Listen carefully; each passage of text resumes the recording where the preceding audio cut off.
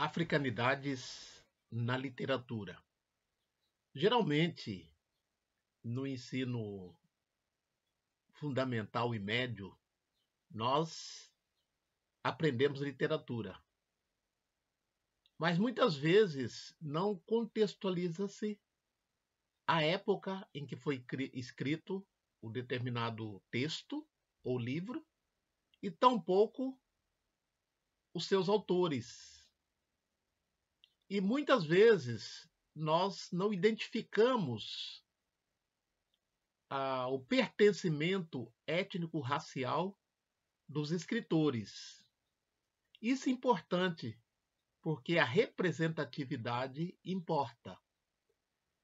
Eu já disse aqui em outros momentos que muitos escritores e escritoras negras, negros, passaram desapercebidos na história do Brasil, quando não foram embranquecidos.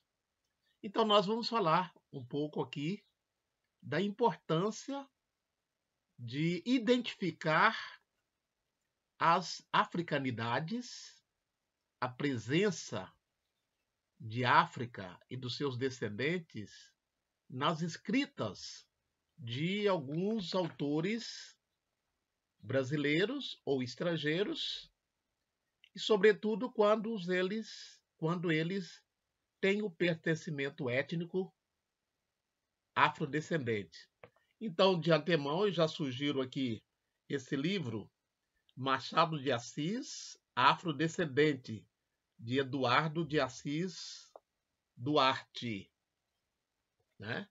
Então, ele, nessa obra, identifica nos escritos de Machado de Assis o pertencimento étnico dos personagens, como também contextualiza, né, a escrita e os personagens do autor Machado de Assis.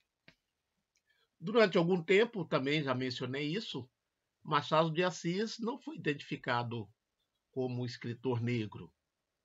Foi necessária uma denúncia do movimento negro brasileiro quando, numa propaganda da Caixa Econômica, apresentaram o Machado de Assis como um personagem branco. Então, o movimento negro brasileiro reivindicou que se retratassem fazendo a propaganda com um personagem negro, porque Machado de Assis era negro. Joaquim Maria Machado de Assis nasceu numa chácara no Morro do Livramento, no Rio de Janeiro, em 21 de junho de 1839.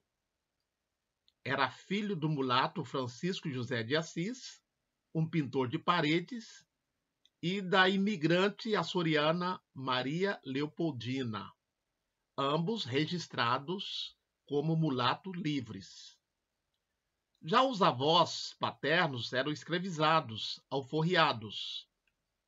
Ainda garoto, perdeu a mãe e a única irmã, mas pouco se conhece sobre a sua infância e início da adolescência. Sabe-se apenas que foi criado por uma madrasta de nome Maria Inês, que o alfabetizou. Depois foi matriculado numa escola pública de São Cristóvão. Para colaborar nas despesas da casa, vendeu balas e doces e ajudou na igreja, onde, em contrapartida, recebia aulas de latim do padre Silveira Sacramento. Já trabalhando na padaria de Madame Galot, aprendeu francês. Em 1954, com 15 anos completos, publicou seu primeiro trabalho literário, o soneto, A Alma, Senhora D.P.J.A., no Periódico dos Pobres, número datado de 3 de outubro. No ano seguinte, saiu seu poema Ela, no jornal Marmota Fluminense, conhecido periódico de modas e variedades que circulou de 1854 a 1858. Em 1950, circulou de 1854 a 1858. Estamos no século XIX, não no século XX. Em 1856, Machado entrou para a imprensa nacional como aprendiz de tipógrafo, profissão técnica exercida em geral por pessoas de menor condição financeira, mas que lhe permitia uma boa ascensão profissional. Foi por lá que conheceu o escritor e também secretário do Liceu de Artes de Ofício, Manuel Antônio de Almeida, que se tornou uma espécie de protetor de Machado de Assis. Atuou como revisor e colaborador no Correio Mercantil, em 1858. 2 anos depois, a convite de Quintino Bocaiúva, entrou para a redação do Diário do Rio de Janeiro. Escrevia ainda para a revista O Espelho, na qual também estreou como crítico teatral para a Semana Ilustrada e para o Jornal das Famílias, em que publicou sobretudo contos. Como se pode notar, o escritor ia galgando espaços a partir de sua atuação nos jornais, caminho certeiro para a maioria dos escritores desta geração. Seu primeiro trabalho publicado foi a tradução de Queda que as Mulheres Têm para os Tolos, de 1861. O ensaio satírico do escritor e advogado belga Victor Ernaud, que fora apresentado ao público europeu no fim da década de 1850. O livro foi impresso na tipografia de Paulo Brito, famoso editor negro muito atuante nesse contexto.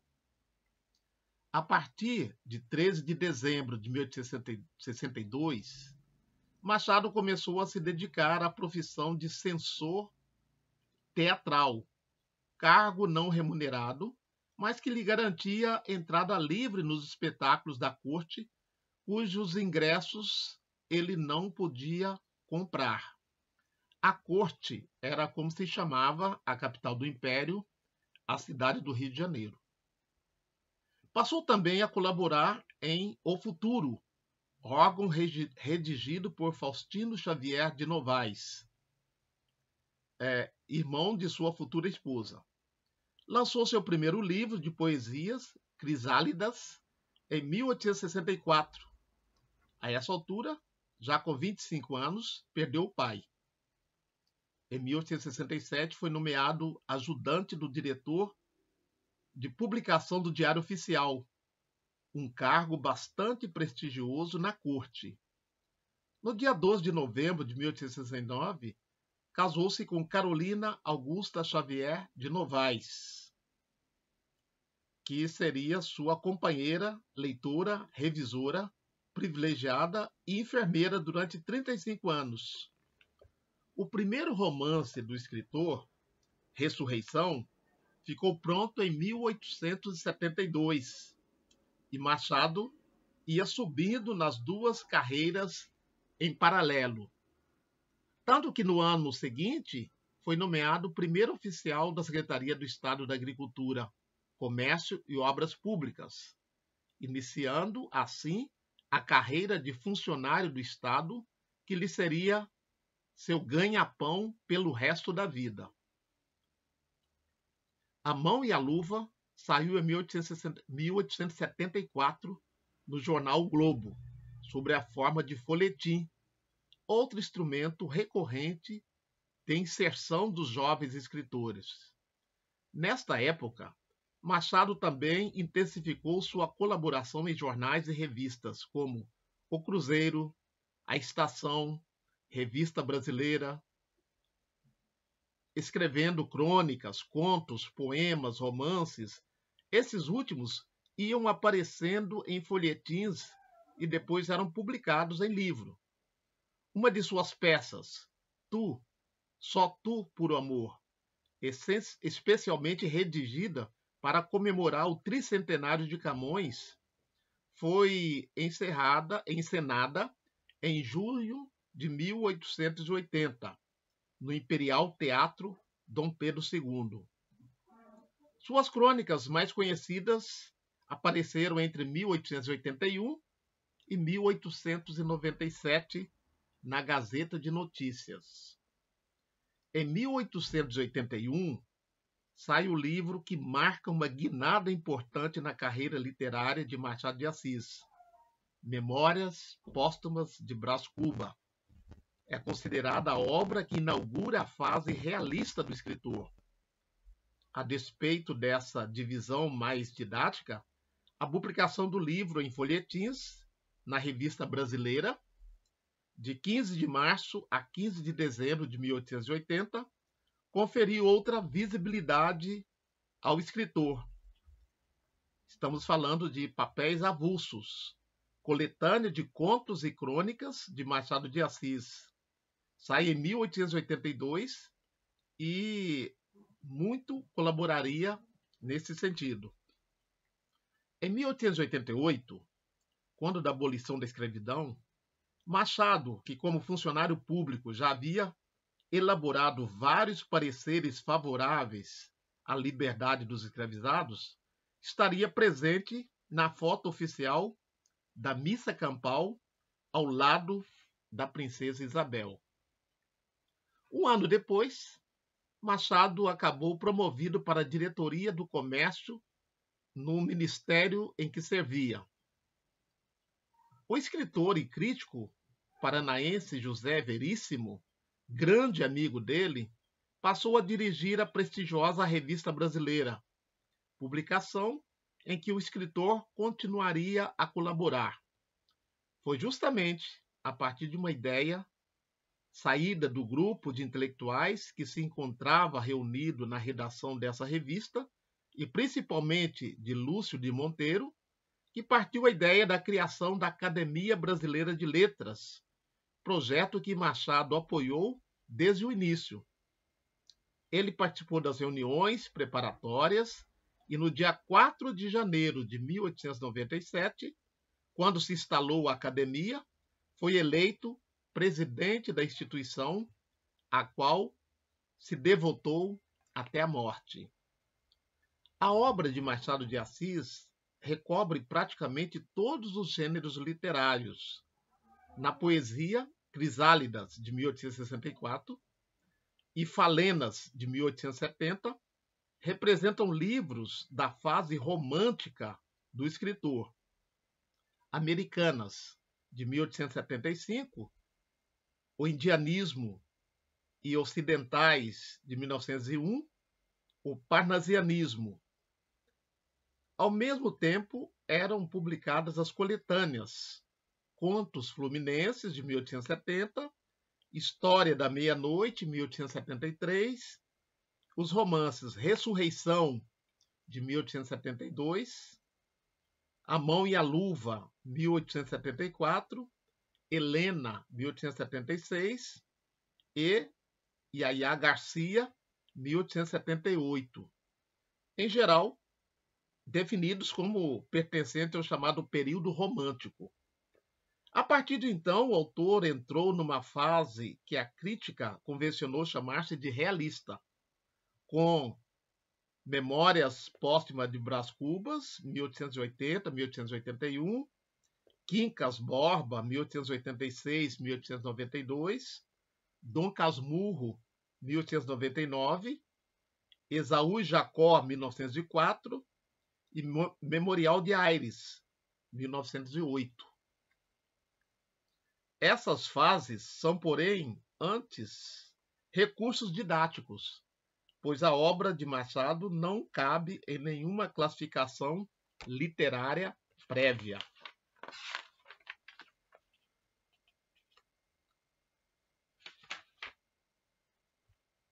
Carolina morreu em outubro de 1904.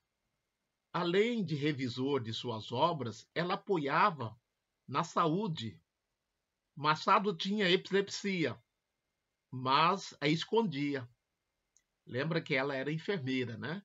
Por isso que está dizendo que ela o apoiava na saúde. Após o falecimento da esposa, o romancista passou a sair cada vez menos de casa. Termina manifestar sinal da doença, que na época era considerada uma degeneração típica de raças mestiças, o que fazia ser vista com grande dose de preconceito. Machado de Assis faleceu no Rio de Janeiro em 29 de setembro de 1908. A essa altura já era um acadêmico conhecido, um crítico renomado e um literário de prestígio. Por isso, a seu velório compareceram personalidades destacadas, como Rui Barbosa, que fez o discurso de despedida, levado numa carreta do arsenal de guerra, em geral destinado a pessoas notáveis. Um longo cortejo fúnebre tomou as ruas do Rio no percurso que ia da academia, localizada no centro do Rio, até o cemitério São João Batista, onde ele foi sepultado. Não é verdadeira a história que se conta de que Machado de Assis teria pedido ao colega acadêmico Joaquim Nabuco que o enterrassem como branco. Se é certo que o escritor não alardeava sua origem, como funcionário público, sempre se posicionou em prol das populações negras.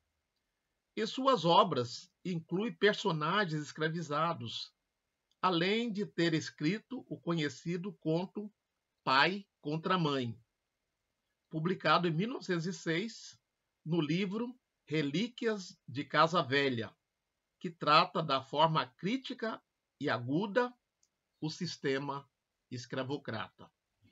Então, o nosso convite é que, ao lermos Machado de Assis, identifiquemos essas africanidades e, sobretudo, essas críticas feitas